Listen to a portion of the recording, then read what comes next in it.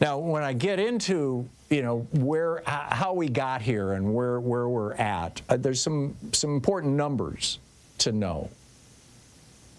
When my generation, I'm a boomer, right? I'm in my 70s. When my generation was in our 30s, we controlled 21.5%, 21.3% of the nation's wealth. That's why in our 20s, Louise and I were able to buy a house. We've started 7 businesses. 5 of them were relatively successful. Two of them were very successful. One of them was just a terrible failure, blew up in our face, declared bankruptcy. Been there, done that, learned from it. But we could do that because our generation controlled 21% of the nation's wealth. We had no debt. You could go to college for basically free.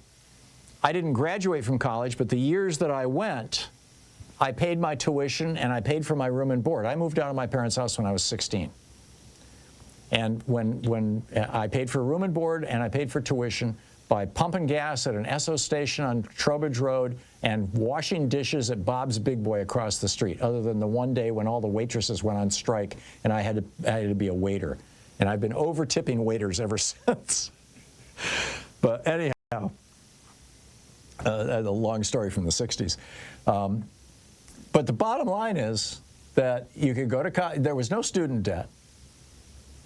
In the state of Michigan and in most states around the country, I don't know if there were any states that were exceptions to this. I'm guessing that there probably were, probably in the South, but certainly in Michigan, where I grew up, the law was that hospitals had to be nonprofit and insurance companies, health insurance companies, had to be nonprofit.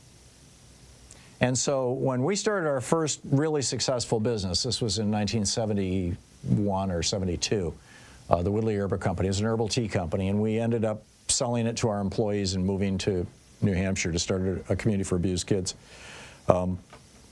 We started that business. We ended up with 18 people working for us in our little factory making herbal teas and potpourris and smoking mixtures and stuff. We were able to provide health insurance to every single one of our employees. My recollection is it cost $35 per month per person.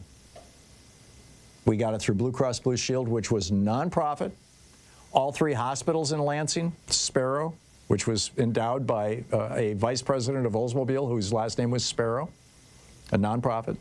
St. Lawrence, which was the Catholic hospital, nonprofit. And Ingham Medical, which was run by the county, Ingham County, which is where Lansing is. All 3 hospitals were nonprofit. By the way, today, all 3 hospitals are for-profit, and Blue Cross Blue Shield is for-profit. This was the product of the Reagan Revolution. And that's why it costs a damn fortune to go to the hospital or get health insurance. So basically, back then, we controlled 21% of the nation's wealth. People in their 30s today control 4.6% of the nation's wealth.